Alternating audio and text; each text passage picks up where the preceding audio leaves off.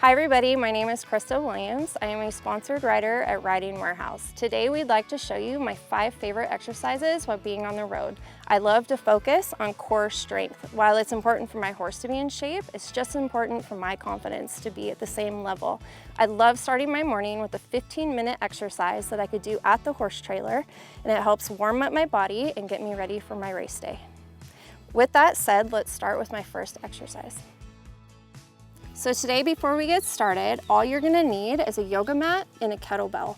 These are super easy to find and they don't take up any room in your horse trailer. While you might get a little dirty doing this, it's really not a big deal in our industry. So in barrel racing, I always like to start with really focusing on holding my C. This is super important going into a turn and being able to stay with my horse's strength. So what I wanna do is I wanna always start my exercises with my core, working into my hip flexors up into my upper body strength. Let's go ahead and start with Russian twist. My favorite thing about Russian twist is you're gonna hit all of these muscles. It's gonna start with your core, it goes down into your hip flexors, and with a handy kettlebell, you get to also work your upper body.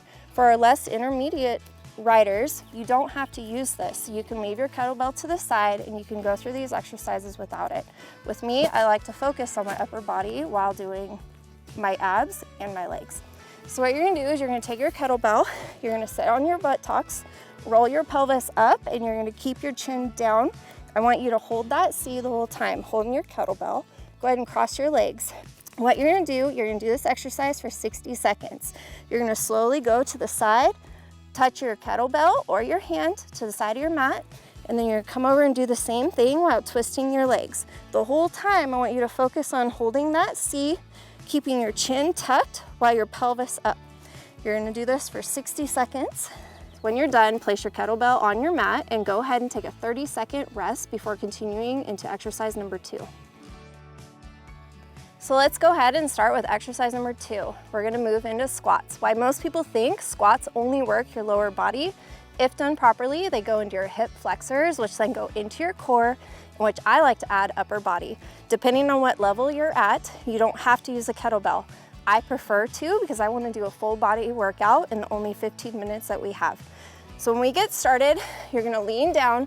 Be careful to keep your pelvis underneath you. You never want to lift anything with your back. Make sure to use your legs. I'm going to hold my kettlebell right out in front of me, stationary. Make sure your feet are just to the outside of your hips. It's gonna help protect your back. When you move down into your squat, it is important to roll your buttocks forward, pull your pelvis forward. That's gonna keep your back nice and straight. When you come down, the idea is to keep your knees just in front of your toes. You don't wanna be out here and you don't wanna be back here. Make sure to keep your pelvis rolled up underneath you for safety. So you're gonna push up with your buttocks and your lower legs. I don't want you pulling up with your back, and I don't want you pulling up with your shoulders. The whole idea is to stay nice and stationary. So you're gonna go down into your squat, keep your knees over your toes, you're gonna squeeze and push up. This is nice and controlled. It's not about doing it fast, it's about doing it correct. And like I said, while doing it correct, you're working your legs into your hip flexors, into your core. So you're gonna do this for 60 seconds. And then when you're done, you're gonna set your kettlebell down and you're gonna take a 30-second break. Okay, let's move into exercise number 3. This is gonna be a simple upward row. All you're gonna need is a kettlebell. You're gonna grab your kettlebell and you're gonna hold it on both sides. While doing an upward row, I want your legs just to the outside of your hips for stability. The whole idea is to not scrunch your shoulders while doing this. I want the muscles by your neck to be completely relaxed. You are gonna move this kettlebell with your shoulders when you pull up. So you're focusing on your elbows to your shoulders. You're not gonna scrunch. Feet to the outside of our hips. You're gonna start here. You're gonna drop it straight down, pull up with your elbows and pull up to your shoulders. I like to pull up to about my nose. Very controlled, let it down and up. You're working your upper body, your shoulders and your back. But if you roll your pelvis forward, you're also engaging your core. So you're gonna do this for 60 seconds. And then when you're done, you're gonna set the kettlebell down for a 30-second rest. For people that are looking for more of a challenge, you can put your toes out to the side into a sumo squat. You're gonna go down into your squat position. And you're gonna drop your kettlebell, and you're gonna pull it up. You can also do this for 60 seconds. It's just a little bit harder. When you're done, go ahead and set your kettlebell down for 30-second rest. So let's go into exercise number 4. It's gonna be a pulse lunge. We can do this walking in a straight line, but today we're gonna do it stationary. So you're gonna start at the back of your mat. It's very important to roll your pelvis forward to be protecting your back. You're gonna leave your arms down at the side. You're gonna step forward. Remember to keep your pelvis and your hips forward, and I'm gonna go all the way down, touch my knee. I'm gonna come up into a pulse. I'm gonna come straight down. This whole time, I want you to keep your back nice and straight. It's always important to protect your back. So we're gonna go into this exercise for 60 seconds. You're gonna step forward, pulse. You're gonna go down, keep touching your yoga mat, step back. You're gonna do the reverse leg. You're gonna pulse. While keeping your pelvis rolled forward, engaging your core, protecting your back. You're gonna do this exercise for 60 seconds. For those of you wanting to make this more challenging, you could use your kettlebell. You're gonna use your kettlebell on the opposite leg of your pulse, so it'd be on this side. You would also do this for 60 seconds, then taking a rest for 30 seconds when you're done.